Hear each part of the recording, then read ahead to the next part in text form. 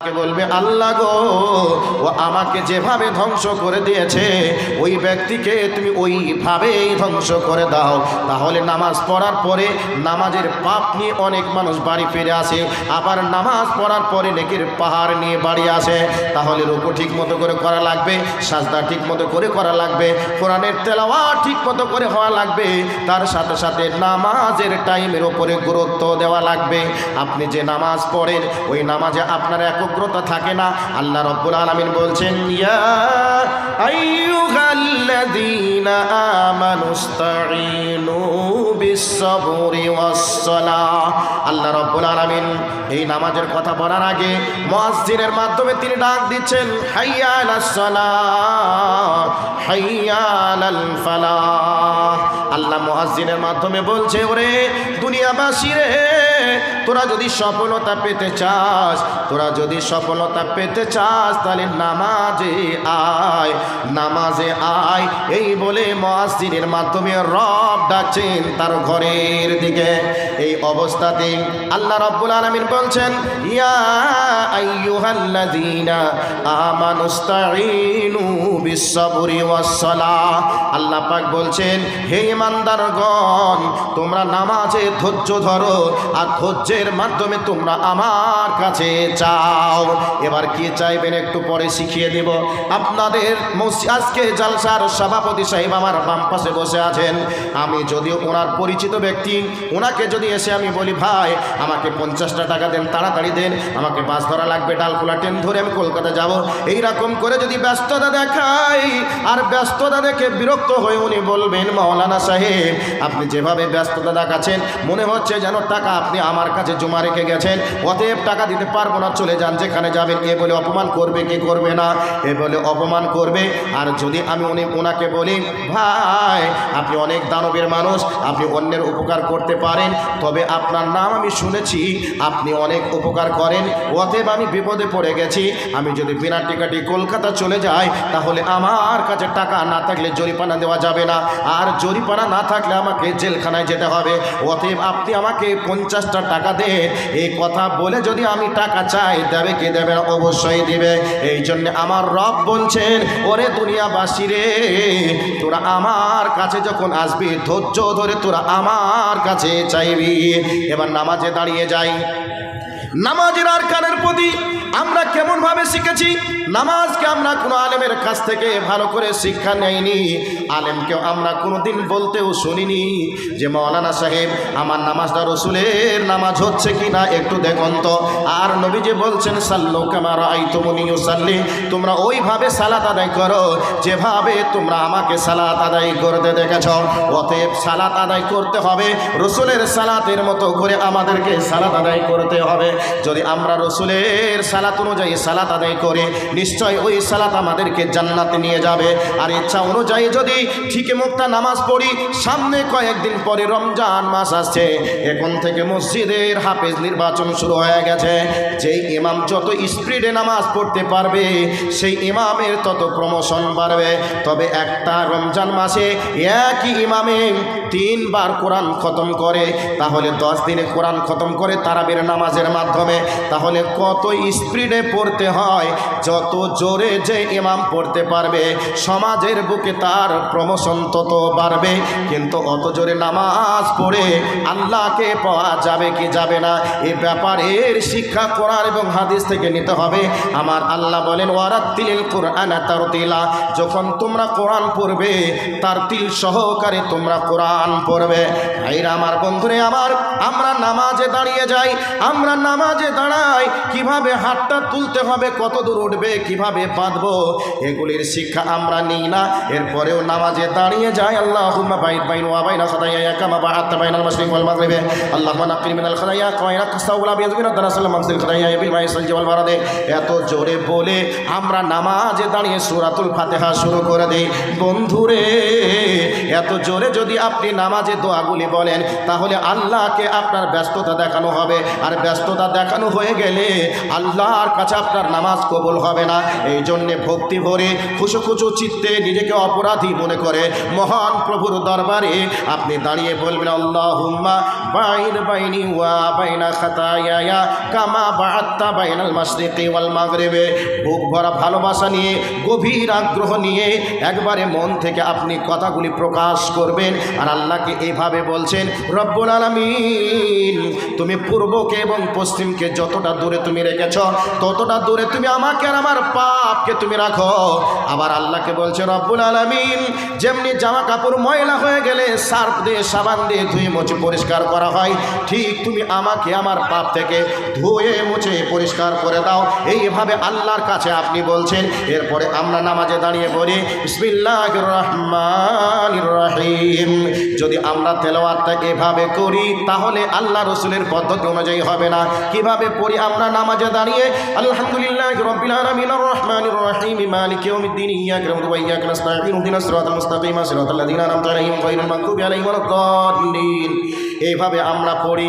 এভাবে নামাজ যদি পড়েন, এভাবে যদি তেলাওয়াত চলে, এই নামাজ পড়ে আল্লাহকে পাওয়া যাবে যাবে না। কিভাবে পড়তে হবে?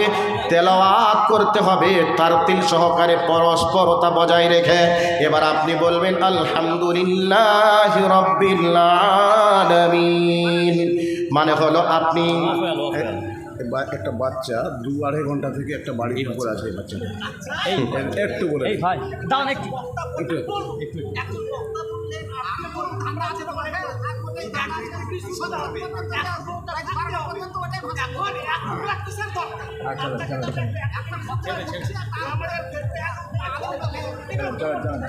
কি বলছিল?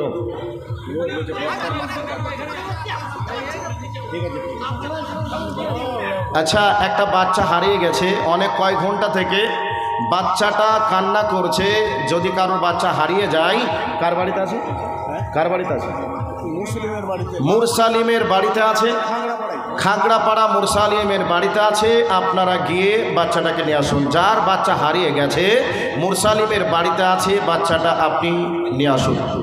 তো এবারে নামাজে পরস্পরতা বজায় রেখে তেলাওয়াত করতে হবে।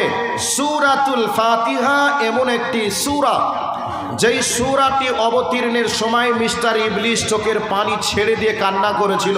আর আল্লাহকে বলেছিল, আল্লাহ, তুমি এমন একটি সূরা অবতীর্ণ করলে আমার চোখ দিয়ে পানি আসতে বাধ্য হলো। এ কথা ইবলিস বলেছিল। এই সূরাতে কি এমন আছে যে এমন কথা বলেছিল? আপনি যখন পড়বেন, আপনার প্রতি উত্তরে আল্লাহ আবার একটা শব্দ পড়বেন ফেরেশতাদেরকে সামনে রেখে। নামাজটা হচ্ছে আল্লাহর সঙ্গে ডাইরেক্ট একটা কানেকশন।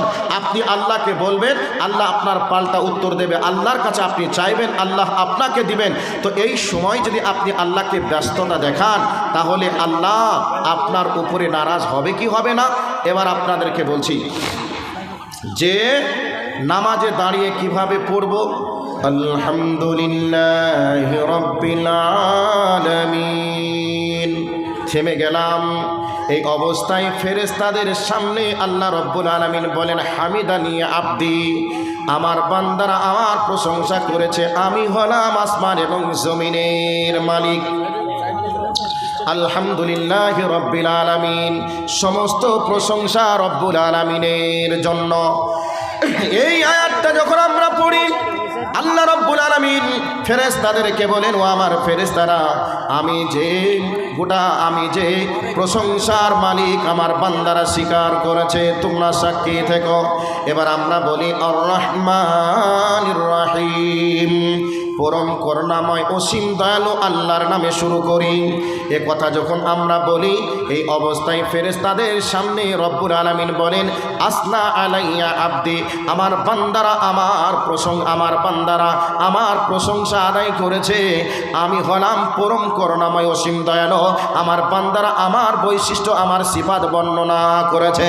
এরপরে আমরা যখন বলি মালিক ইয়াউমিদ্দিন, মান জাদ্দানি আব্দি, আমরা যখন বলি মালিক ইয়াউমিদ্দিন, ফেরেশতাদের সামনে আল্লাহ রাব্বুল আলামিন বলেন মান জাদ্দানি আব্দি, আমার বান্দারা আমার মর্যাদা বর্ণনা করেছে, আমি হলাম কিয়ামত দিবসের মালিক, এখনো কিয়ামত হবে, আমার বান্দারা দেখেনি, আমার বান্দারা কেবল কোরআনে পড়েছে, হাদিসে পড়েছে, এরপরে আমার বান্দারা আমার কিয়ামতের দিবসের প্রতি বিশ্বাস রেখেছে।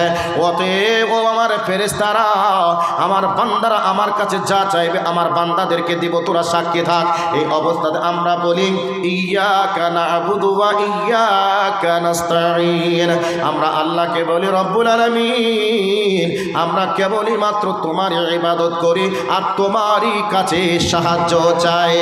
এবার আল্লাহ পাক বলছি বান্দারে, এত প্রশংসা করছিস, এত তো আমার কাছে বলছিস, বল আমার ইবাদত করিস, আমার কাছে সাহায্য চাস, তবে বল কি সাহায্য চাস। এরপরে এবার আমরা বলি ইহদিনাস সিরাতাল মুস্তাকিম, রব্বুল আলামিন আমাদেরকে তুমি সঠিক পথ দেখাও, হিদায়াতের পথ দেখাও, যেই পথে গেলে আমরা জান্নাতে যেতে পারবো, ওই পথটা তুমি আমাদেরকে দেখিয়ে দাও। এত ভালো কথাগুলি নামাজের ভিতরে আলোচনা হয়। আচ্ছা বলুন তো, এই অবস্থায় আমরা যদি আল্লাহকে ব্যস্ততা দেখাই, ঠিকামুক্তা নামাজ যদি আমরা পড়ি, রুকুতে যদি সাজদাতে তাড়াহুড়া করে যদি রুকুর দোয়া সাজদার দোয়াগুলি পড়ি, তাহলে মনোযোগ নষ্ট হয়ে যাবে, আল্লাহকে পাওয়া যাবে না। এই জন্য রসুল বলছেন বান্দা যখন সিজদায় পড়ে যায় তখন ওয়াসজুদ ওয়াক্তারিব, আল্লাহ আর বান্দা একবারে আল্লাহর কাছাকাছি হয়ে যায়। এই জন্য রসুল বলছেন বান্দা যদি জানতো রে ওই রুক সাজদার সময় আল্লাহর কত দয়া দিয়ে অনুগ্রহ দিয়ে তাকে বেষ্টন করে রেখে দিয়েছে, বান্দা যদি জানতো তাহলে কোনো বান্দা সাজদা থেকে মাথা তুলতো না। অথচ এগুলিকে জানার পরেও আমরা কি করি, নামাজ কখন শেষ করব, ইমাম সাহেব যদি নামাজটা একটু টাইম ধরে নামাজ পড়ায়, ইমামের ব্যাপারে আমরা কিভাবে ইমামের ব্যাপারে আমরা বিদ্রোহ ঘোষণা করি, ইমাম এত টাইম ধরে নামাজ পড়ায়, এত ব্যস্ত, এত আমরা ইমাম সাহেব এত লং টাইম ধরে নামাজ পড়াই, এই নামাজে আমাদের ধৈর্য ধারণ করা ক্ষমতা নেই, সম্ভব নয়, এই বলে ইমাম সাহেবের বিরুদ্ধে বিদ্রোহ ঘোষণা করে। আমার ভাই, আমার বন্ধুরা, তাহলে নামাজ পড়লে হবে না, নামাজ রসুলের পদ্ধতি অনুযায়ী পড়া লাগবে। নামাজ পড়ার পরে অনেক মানুষ জাহান্নামে যাবে, আর নামাজ পড়ার পরেও অনেক মানুষ নেকির পাহাড় নিয়ে আল্লাহর দরবারে উঠবে। এই সামনে গাড়ি ইউটিউবারগুলোকে হঠাৎ বললেন তো এই সাইডে লাগাক আর না তো দূরে লাগাক, দেখতে পাচ্ছে না। এইগুলি একটু ছোট করে দিলে কি হয়, ছোট করে দেওয়া সামনে ওইদিকে সরিয়ে দেবেন, ওইদিকে সরানো চলে দেবো, আমি নামলেই চলে দেবো ওইগুলো। আচ্ছা আমি বলে দিচ্ছি ঠিক করে, একটু বসুন, একটু ধৈর্য ধরুন। আচ্ছা ভাইয়া, যারা ইউটিউবারের ভাই এসেছো, তোমাদেরকে বলছে এই স্ট্যান্ডগুলোকে একটু ছোট করে দাও, একটু ছোট করে দাও, একটু ছোট করে দাও, তাহলেই সম্ভব হবে। আর ভাই যারা সামনে বসে আছেন একটু ধৈর্য ধরুন, এরা ঠিক করে নেবে ইনশাল্লাহ, খুব তাড়াতাড়ি। আপনারা একটু ছোট করে দেন আর আপনারা একটু ধৈর্য ধরে একটু বসুন, এটাও একটা দিনের খেদমতের কাজ চলছে, সেই হিসাবে 9টা থেকে 9টা পর্যন্ত আদায় করতে আদায় মানে 5 কম আদায় করতে শুরু করবেন। বিএড কলেজের বিকুট বিএল কলেজ থেকে 4,000 টাকা, আর আমাদের সভাপতি সাহেব, প্রাক্তন সভাপতি সাহেব 4,000 টাকা দিয়ে চলে গেছে। বিকোড়ে যে বিএড কলেজ আছে ওই কলেজ থেকে 4,000 টাকা দিয়েছে, আর প্রাক্তন সভাপতি সাহেবও 4,000 টাকা দিয়ে চলে গেছে। ওনাদের জন্য দোয়া করি, আল্লাহ ওনাদের জীবনের পাপগুলিকে তুমি ক্ষমা করে দাও, সকল বলি আমিন। আর আল্লাহ ওনাদের ব্যবসা বাণিজ্যে তুমি বরকত দান করো। প্রাক্তন সভাপতি সাহেব 5,000 টাকা, প্রাক্তন সভাপতি